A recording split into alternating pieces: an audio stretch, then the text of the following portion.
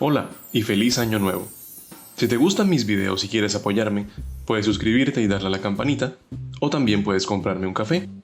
En el link de la descripción puedes donar 1, 3 o 5 dólares, o los que quieras en realidad. De esta manera, me apoyas para poder hacer estos videos y enseñar a otros acerca del arte y la cultura. Disfruta del video. Estamos en la década de 1910. El Art Nouveau, con su suntuosidad, su libertad de formas y su inspiración natural, agoniza. La guerra está en el horizonte, pero la sociedad sigue de fiesta, y el sucesor y asesino del Art Nouveau está a punto de aparecer. Es necesario repasar lo que ha ocurrido para conectar el Art Deco con sus predecesores.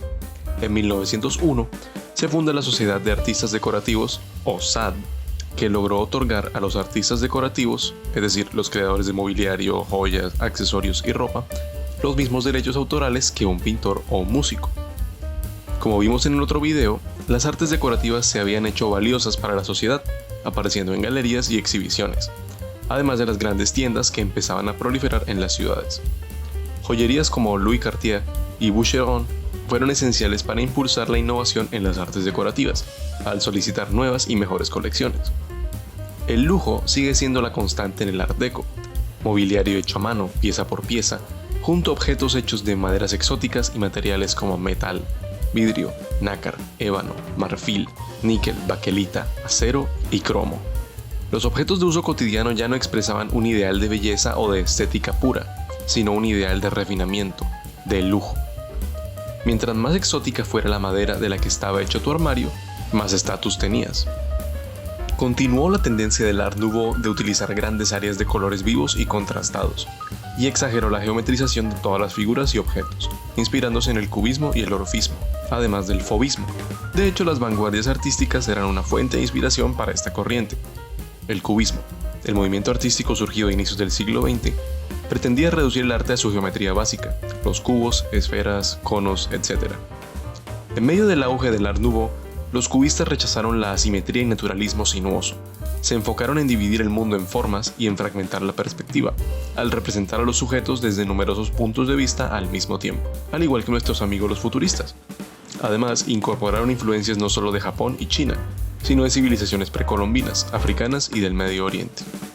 El constructivismo ruso y el expresionismo también influenciaron el uso de geometría clara y el movimiento constante, con grandes áreas de color y formas expresivas. Por otro lado, está la Secesión de Viena, la rama del Art Nouveau surgida en Viena. Este estilo enfatizó el uso de la geometría, simetría, la línea recta y el uso de concreto y mármol, creando obras de arte y arquitectura distintas del resto de sus congéneres, mucho más cercanas a lo que sería el estilo Art Deco. Pero sobre todo, un adelanto que ayudó al surgimiento del Art Deco de entre las cenizas del Art Nouveau fue el concreto reforzado. Este material otorgaba mucha más libertad a los arquitectos al eliminar la necesidad de demasiadas columnas y permitir nuevas formas de edificios. Asimismo, la producción de aluminio y de paneles de vidrio permitió crear ventanas mucho más amplias y seguras, así como mobiliario y decoración novedosa. El Teatro de los Champs-Élysées, en París, fue el primer edificio Art Deco de la ciudad, abierto al público en 1913. Diseñado por Auguste Perret, el teatro incorpora grandes espacios abiertos con líneas rectas y claras y una estructura en concreto, junto a bajorrelieves en un estilo geométrico y dinámico. Y dinamismo es la palabra clave. Las figuras del Art Deco están congeladas en medio del movimiento, siempre en marcha, siempre lanzándose, zumbando, corriendo, volando como balas hacia el mañana, hacia el progreso. Utilizando formas geométricas repetitivas y claras, y combinando líneas perpendiculares y paralelas, la pintura, escultura y arquitectura de este movimiento dan una sensación de energía, de marcha hacia el futuro, de poder. El diseño del Art Deco ponía su fe en las máquinas, en la industria, en el progreso. Los rascacielos y oficinas, los lobbies de empresas y edificios del gobierno, y las salas de cine y teatros se convirtieron en verdaderas catedrales del comercio, al darle una excusa a los arquitectos para demostrar cuán impresionante y magnífico podían hacer un edificio, elevando los techos hasta el infinito y cubriendo las paredes de murales, bajorrelieves y diseños de otras culturas, como jeroglíficos y mosaicos.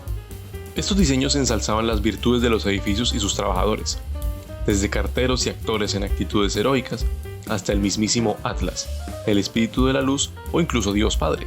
equiparando la importancia de estos edificios con la de las fuerzas del universo. Además, fueron campos de batalla ideológicos, como cuando Diego Rivera pintó la cara de Lenin en el mural que le habían encargado hacer en el Centro Rockefeller. De hecho, la sencillez y capacidad de enviar un mensaje directo y concreto fue la razón por la que el Art Deco fue ideal para la creación de pósters de todo tipo, desde agricultura hasta exposición. El cine se encargó de mostrar al mundo entero los grandes salones de baile y los glamurosos vestidos de los ricos, ilusionando a todo el mundo con un estilo de vida casi inalcanzable. La década de los felices 20 o Roaring Twenties fue el entorno perfecto para el diseño dinámico y lujoso del Art Deco.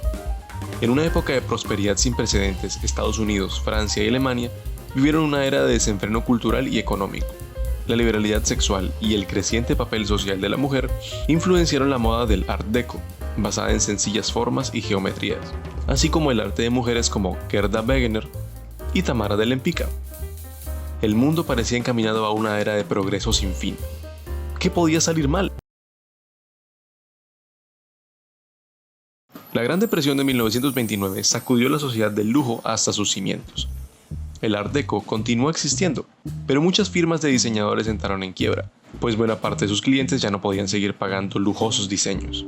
A pesar de la crisis, muchos de sus edificios más representativos, como el Chrysler, el Empire State, el 30 Rockefeller Plaza y el Buffalo City Hall, fueron construidos en los años 30, así como muchos edificios federales en California, hoteles y resorts en Miami e incluso estaciones de gasolina en el oeste americano. Esta época del Art Deco se conoce como Streamline Modern. Los edificios empezaron a asemejarse a grandes cruceros, con largas y claras líneas que culminaban en fachadas curvas, y los electrodomésticos, objetos y autos se hacían cada vez más aerodinámicos, como balas en persecución. En esta década, el estilo también se expandió a todo el mundo: Cuba, Colombia, Argentina, Brasil, España, Italia, Finlandia, Australia, Marruecos, Sudáfrica, Japón, Filipinas, India, Indonesia. Realmente casi todos los países tienen al menos un ejemplo de arquitectura Art Deco. El final del Art Deco llegó desde uno de sus primeros aprendices. Charles-Édouard Jeanneret, alias Le Corbusier, había trabajado entre 1908 y 1910 en el estudio de Auguste Perret, aprendiendo el uso del concreto reforzado. Le Corbusier pronto se volvió un acérrimo enemigo de la ostentación y exuberancia del Art Deco, diciendo que la decoración moderna debía consistir en la ausencia de decoración. En contraposición a los objetos finamente elaborados de la época, Jeanneret apostó por la producción de edificios y muebles en masa, sin muchos adornos, aduciendo que los edificios y objetos bien hechos debían estar disponibles para todos, que una casa no es más que una máquina para vivir y que la belleza de un objeto radica en que cumpla o no su función. Edificios y objetos inspirados por el Art Deco persistirían hasta la década de 1940, pero la Segunda Guerra Mundial puso un freno a este estilo. Después de la guerra, las condiciones económicas mundiales, el surgimiento de la clase media y el crecimiento de la población hicieron que la arquitectura se volviera más uniforme, orientada a la función en vez de la forma. Le Corbusier ganó. El Art Deco dejó su huella en la arquitectura Gucci de los años 50, y por raro que parezca, en el brutalismo, por su uso de los grandes espacios, líneas claras y el concreto. En el cine, televisión y cómic, el Art Deco se estableció como una estética de oscuridad y dinamismo, evocando las turbulentas primeras décadas del siglo XX, entre gángsters, jazz y desenfreno.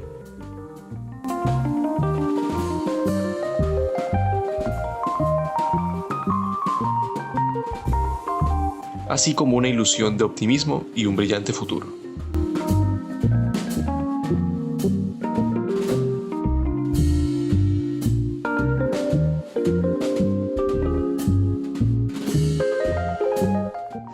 El Art Deco, un bello sueño de progreso, dinamismo y poder. Era mucho más fastuoso que el Art Nouveau, sí, y puede que haya sentado las bases para la adoración de la mercancía y del dinero que llegó a predominar en el mundo occidental en el siglo XX. Pero al igual que con el Art Nouveau, mira esto y dime que no es infinitamente más interesante de ver que esto.